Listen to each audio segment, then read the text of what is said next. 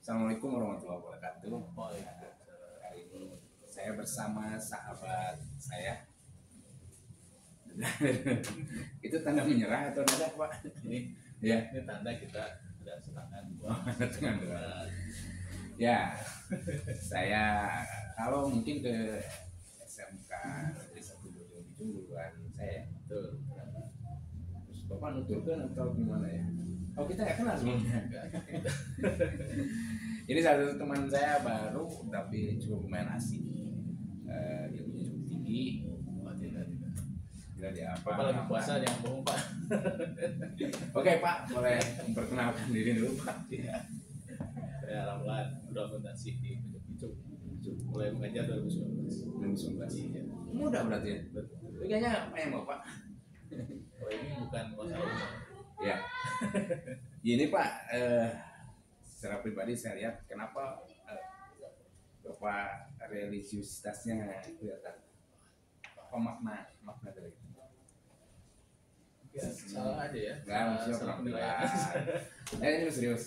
Penampilan, kemudian soal waktu itu apa?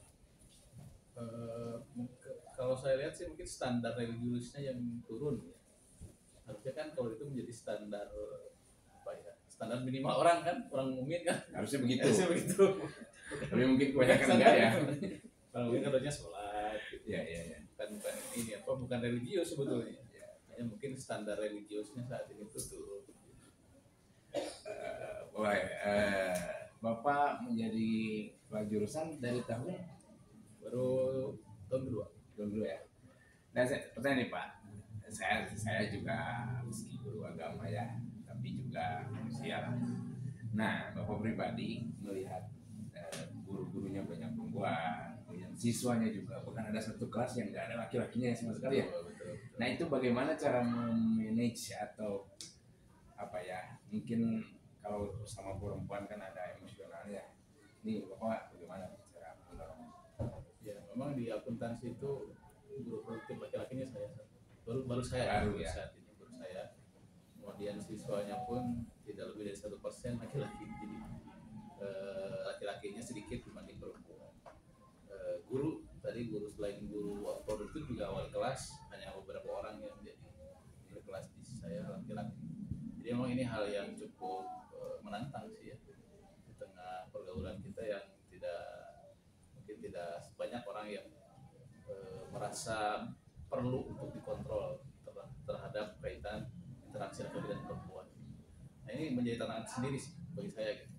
Karena satu sisi kita harus berbaur, satu sisi kita harus berkomunikasi, kita harus bekerja sama, tapi di sisi lain ada semacam batasan, semacam barrier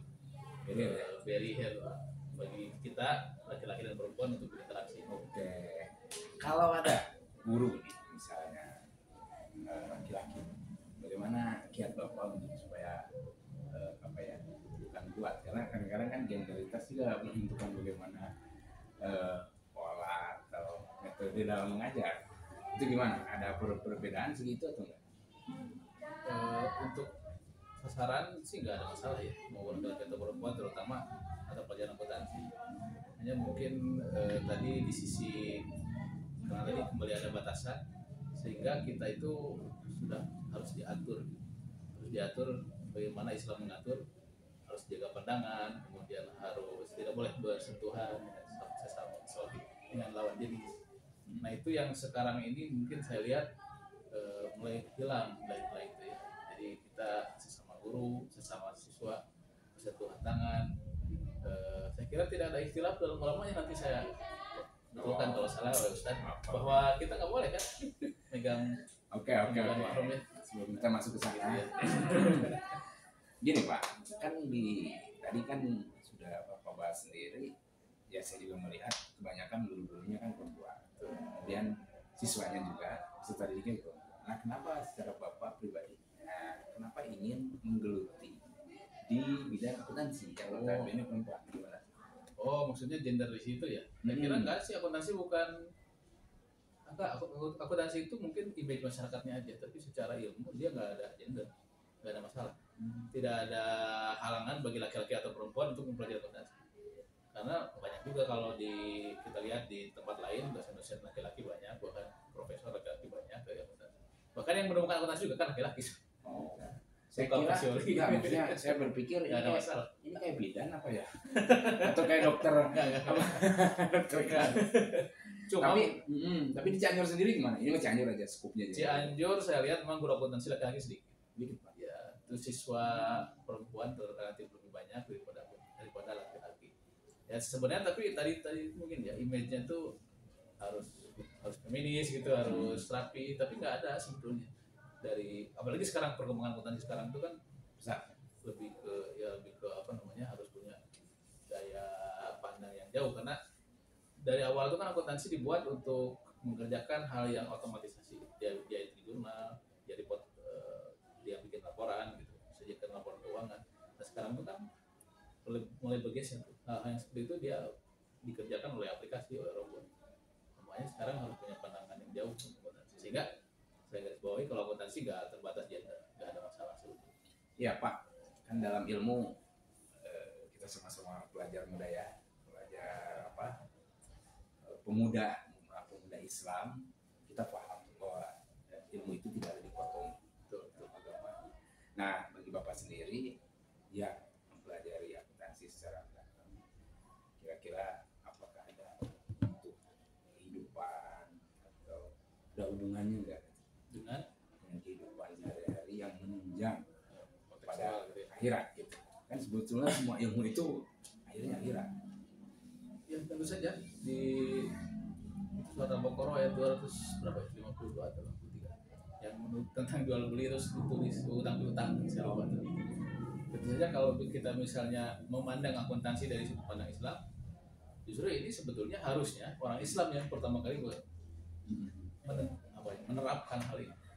Nah kalau hanya pandangannya Bang, pandangannya itu kayaknya ada nih Mbak ya, orang yang mana mau jauh banget dari Islam, itu salah berarti. Ya betul, itu satu hal yang saya jelaskan. Jadi ketika di kelas selain saya sampaikan ilmunya bagaimana misalnya menghitung bunga atau bagaimana menghitung nilai uang, itu kan erat kaitannya dengan bunga, dengan rate, dengan segala macam. Tapi saya selalu sampaikan bahwa ini kalau di Islam hukumnya begini. Setahu saya aja ya Ustaz. Ya ada berkaitan hukum ya tidak ahli dalam itu ya, tapi saya tahu ini bahwa di Islam tidak ada istilah bahwa riba itu kan haram gitu ya. Nah saya sampaikan. Lalu apa kaitannya? Berarti saya mengajarkan hal yang buruk dong gitu kan? Nah saya selalu sampaikan begini. Orang yang belajar ilmu copet kira-kira dosa? Kalau belajar ilmunya enggak. Yang kalau dia itu kalau dia nyuri baru nah gitu. Pernah kecopetan Pak? Kecopetan alhamdulillah tidak pernah. Tapi kalau kehilangan pernah. Oke, sangat seru nih ya. Dari tadi tentang kita belajar tentang ini mah kemana aja Pak? Siap. Ini lagi kita ada pemasukan. Udah tegang diinterogasi sama Ustadz. Oh, justru saya yang tegang kayaknya nih. Tapi saya serius ya. Ya, teman yang memiliki religiusitas. Mungkin kalau Anda nggak enak kalau dibilang kecenderungan gitu ya, kecenderungan terhadap agama yang tadi sudah Anda jelaskan bahwa seharusnya. Oke, sekarang mungkin saya tahu Anda itu orang Cianjur, ternyata keturunan Bujang-Bicung juga ya? Saya asli dari sini. Oh. Saya ke mana? Ada hikmah nggak?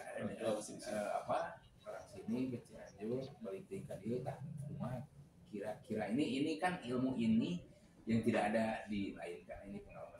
Apa hikmahnya atau mutiaranya nih buat kita? Iya. Kalau boleh jujur sih saya merencanakan tidak di sini sebenarnya. Rencanakan. Tapi ternyata kan tadi Allah punya rencana yang lebih baik. Akhirnya dekat sama orang tua. Akhirnya sekarang alhamdulillah dengan orang tua dekat kan saya bisa. Iya, kemudian kembali ke sini lagi. Bukan karena tidak ada lagi enggak ya? Apa ya? Kalau dibilang tidak ada lagi kita bisa milih kan. Tapi kan Allah kasih jalan. Dimudahkan di sini. Termasuk yang paling tinggi nilainya mungkin se-Indonesia ya?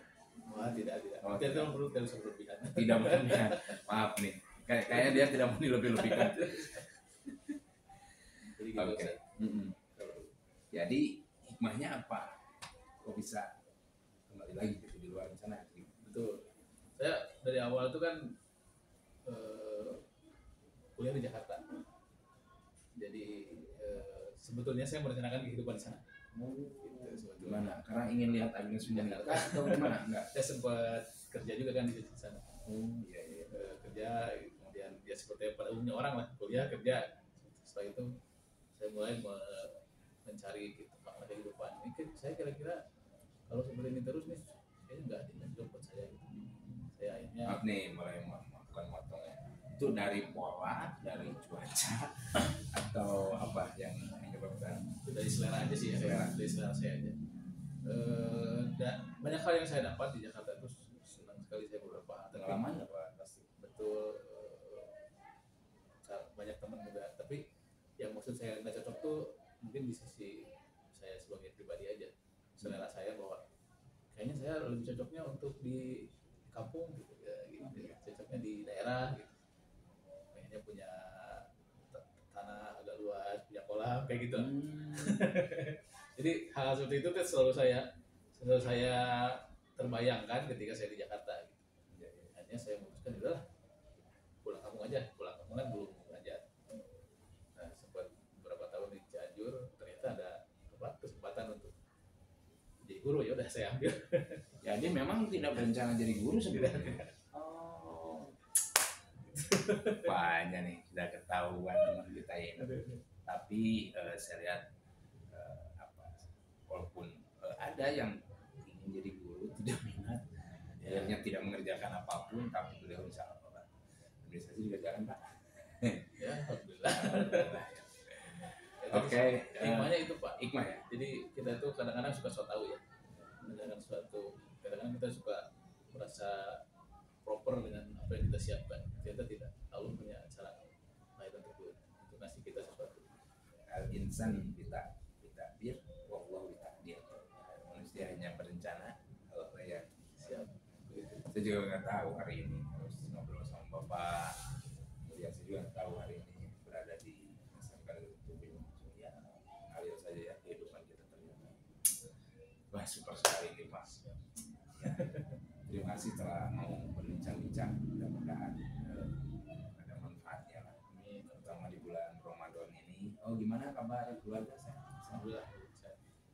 Sekarang yang anak yang keempat ya, keempat. Ini salah satu motivasi teman saya yang dia apa ya, jadi tidak repot. Anak itu Rizky. Iya. Sama saya juga insya Allah.